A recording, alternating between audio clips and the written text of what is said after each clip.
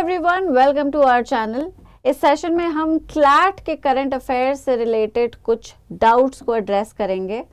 बच्चों का सबसे बड़ा जो डाउट है वो ये है कि मैम कहाँ से पढ़ें और कैसे पढ़ें। ठीक है, अब obviously these are the most reasonable and obvious doubts, क्योंकि जीके अनलिमिटेड होती है और जीके को प्रॉपरली सेग्रीगेट करना, मटेरियल को डिसाइड करना अपने आप में एक बहुत बड़ा चैलेंज हो सकता है ना। कि न्यूज़पेपर पढ़ना है, डेली न्यूज़पेपर पढ़ना है क्या, शुरू से पढ़ना पड़ेगा क्या, या फिर मैगजीन पढ़ लें, या फिर यूट्यूब पे वीडियोस देखें। भाई यूट्यूब पे कितना अथाह कंटेंट भरा हुआ है, बच्चा सब कुछ करता है ना। जनरली बच्चे करते सब करते हैं, अखबार भी पढ़ते हैं, मैगजीन भी 3-4-6 उठा लेते हैं, यूट्यूब पे भी देखते रहते हैं वीडियोस जो भी मिलेगा। और बस इसी अफरा तफरी में, मकड़ जाल में अगर बच्चा फंस जाता है तो ये बच्चा बहुत परेशान हो जाता है। फिर जब रिजल्ट आता है तो पूछता है, मुझसे ही कई बार बच्चों ने पूछा है कि मैम मैंने तो बहुत पढ़ा था, फिर मेरा कैसे नहीं हुआ सिलेक्शन, फिर मुझे क्यों नहीं मिला मेरे सपनों का कॉलेज। इसलिए क्योंकि तुमने कुछ ज़्यादा ही पढ़ लिया था बच्चे, है ना। पढ़ना is obviously never a bad thing, है ना।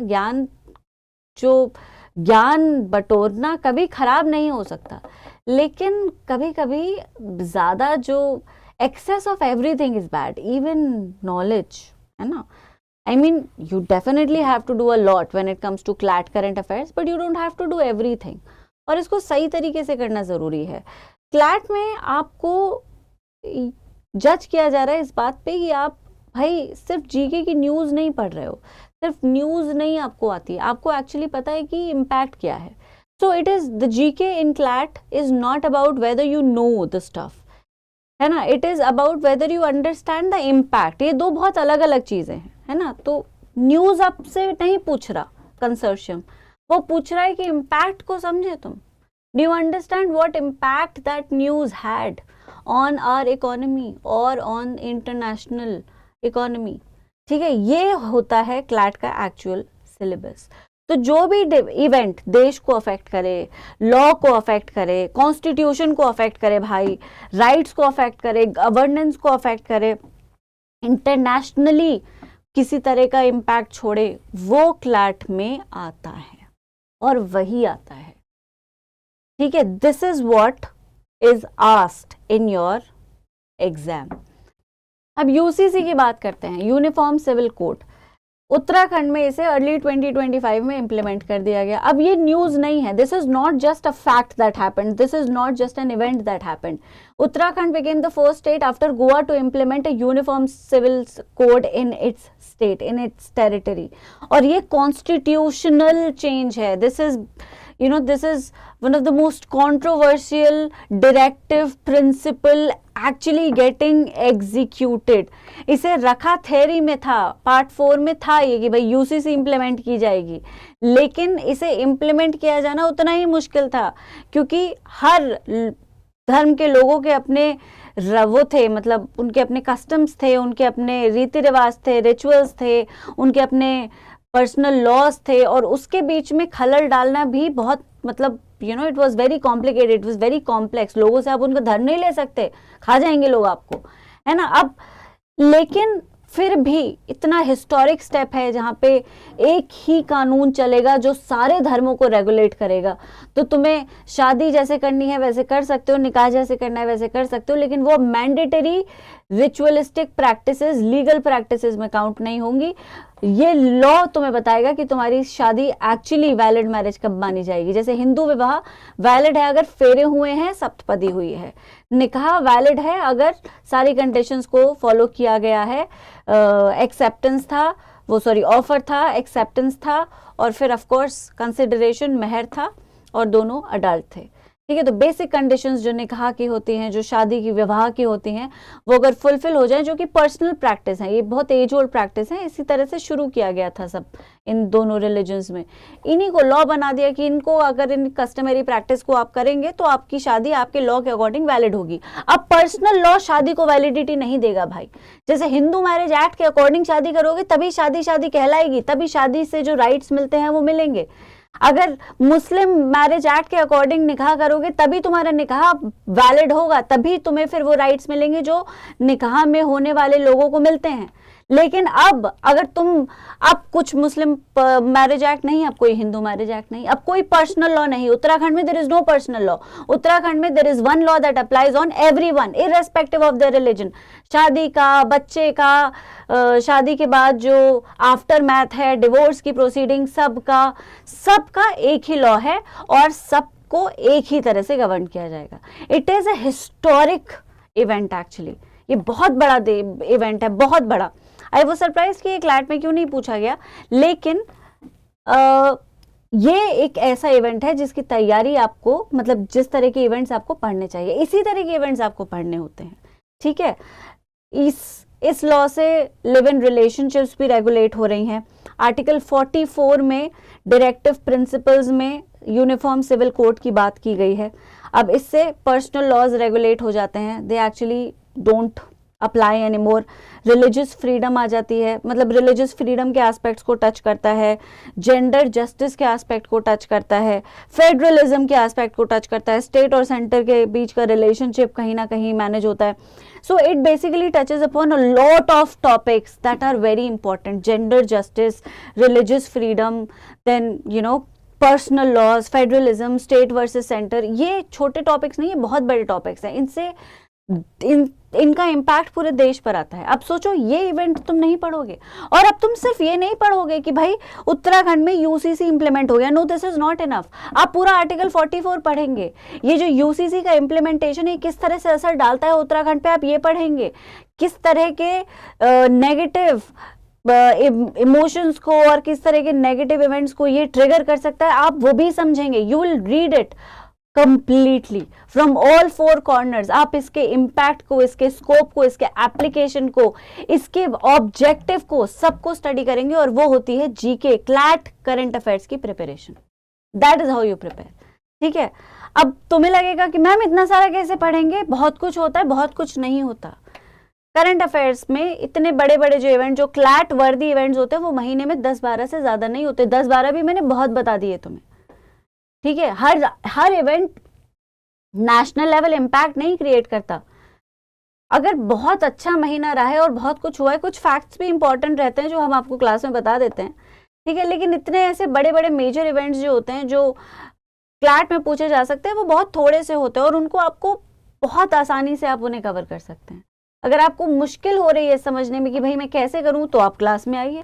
आपको कुछ ढूंढने की जरूरत नहीं, कुछ अखबार नहीं, अखबार तो वैसे पढ़ना चाहिए, लेकिन अखबार में आपको कोई भी कटिंग करने की जरूरत नहीं है, न्यूज़ को सेग्रीगेट सेपरेट करने की जरूरत नहीं है। Will take care of everything. आपके हाथ में मटेरियल पकड़ा दिया जाएगा, आपको क्लास में सब पढ़ा दिया जाएगा, आप उसको पढ़िए, नोट्स बनाइए, हो गई आपकी जीके। और कुछ नहीं करना आपको, कुछ भी नहीं। You don't have to buy another magazine. Drishti's material is more than enough, more than enough, ठीक है। 95% जीके आपकी सिर्फ दृष्टि के मटेरियल से हो जाएगी।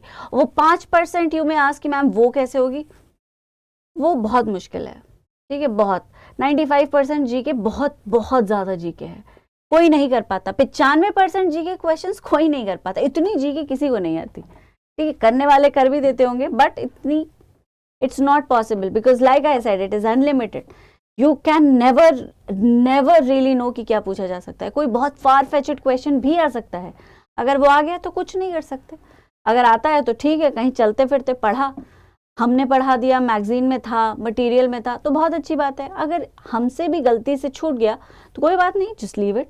वो किसी को भी नहीं आता होगा फिर, है ना, किसी को भी नहीं आता होगा। तो रियल जीके की स्ट्रैटेजी को डिस्कस करते हैं। Let's discuss real strategy. आपको एक्चुअली क्या करना है, ठीक है। सबसे पहले myth number 1, newspaper every day. GK के लिए सबसे पहले यही बता देगा तुम्हें, जिससे भी पूछोगे भैया क्लैट की तैयारी कैसे करें, दीदी क्या करें, अखबार पढ़ो। अखबार पढ़ना जरूरी है, मैं मानती हूँ, लेकिन जीके के लिए नहीं पढ़ते हो आप अखबार को, आप रीडिंग के लिए पढ़ते हो। रीडिंग एक्यूरेसी को इम्प्रूव करने के लिए, रीडिंग में स्ट्रेंथ और स्टैमिना एक डेवलप करने के लिए आपको अखबार पढ़ाया जाता है। अखबार का काम आपको क्लैट के लेवल पे इंफॉर्मेशन देने का नहीं है, समझे। It is not to give you information information भी मिलती ही है अखबार से, ऐसा नहीं कि इट इज मतलब obviously it is a document containing all the events, most of the events. So you do get information, but it is very difficult to segregate what to read in the newspaper because the newspaper is also quite lengthy. और पूरे पूरे अखबार को रोज रोज पढ़ना extremely tedious और mundane हो सकता है, तुम 2-3 दिन बाद खुद नहीं पढ़ पाओगे। इसीलिए कुछ ऐसे एडिटोरियल्स को छांटो जो कि तुम्हें इंटरेस्टिंग लग रहे हैं, उन्हें पढ़ो और उन्हें फिर समराइज कर दो अपनी भाषा में, कम से कम लाइंस में। यही है तुम्हारे अखबार को पढ़ने का तरीका। जो मटेरियल तुम्हें ज़रूरत है पढ़ने की जीके के लिए, करंट अफेयर्स के लिए, वो हम तुम्हें क्लास में दे देंगे। अब क्लास में हम तुम्हें पढ़ना सिखा सकते हैं, पढ़ना तुम्हें खुद ही है। तो इसीलिए रीडिंग की जो प्रैक्टिस है, रीडिंग की जो स्किल है, ये आप न्यूज़पेपर से डेवलप करेंगे। ठीक है, that's what a newspaper is for when it comes to your CLAT preparation. I'm not talking about any other competitive exam. I'm only talking about CLAT. ठीक है। myth 2 जो कि आपकी एज में सभी की परेशानी है, everything is important.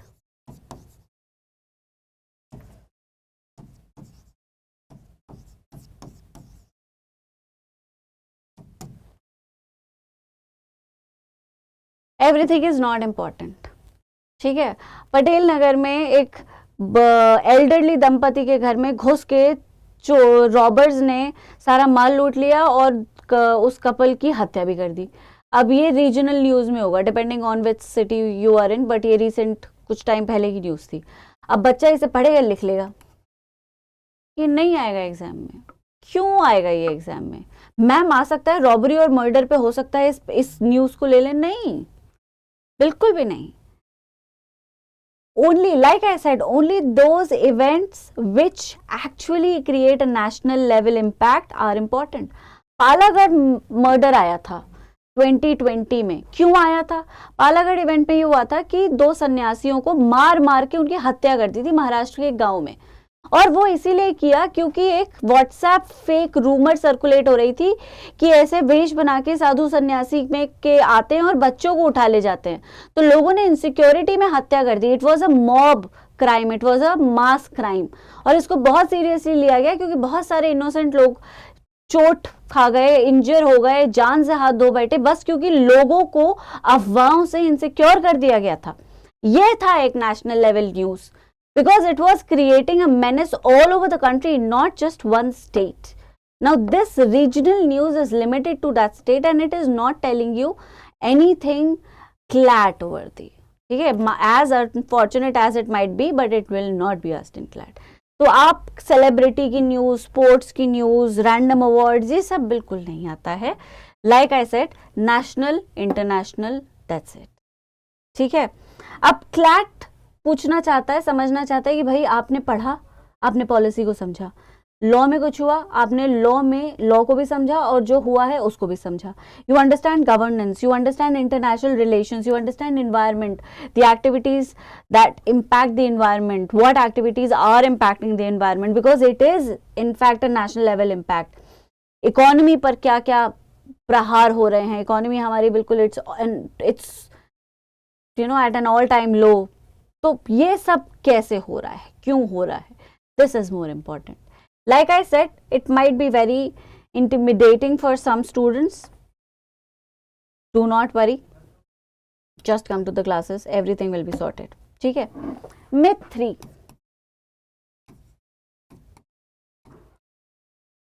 GK is to be learned, GK को याद करना पड़ता है,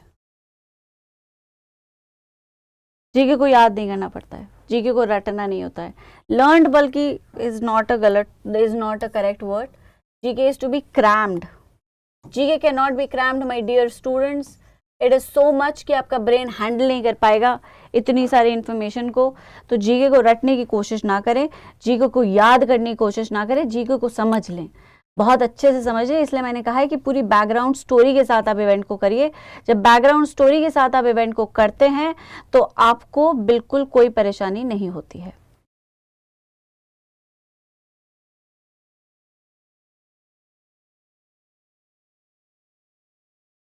जब बैकग्राउंड स्टोरी के साथ आप किसी इवेंट को पढ़ते हैं तो वो इवेंट याद रह जाता है.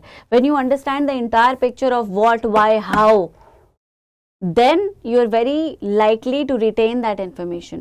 इसीलिए understand the whole picture, the entire picture.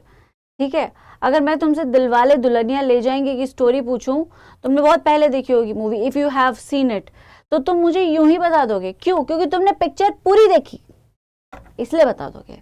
इसीलिए जीके को, किसी भी इवेंट को जो इंपॉर्टेंट है उसे पूरा पढ़ लो शुरू से लेकर एंड तक, तो वो भी तुम्हें याद रहेगा. उसे भी तुम ऐसे ही कहानी की तरह सुना दोगे जैसे तुम मूवी की कहानी सुना सकते हो.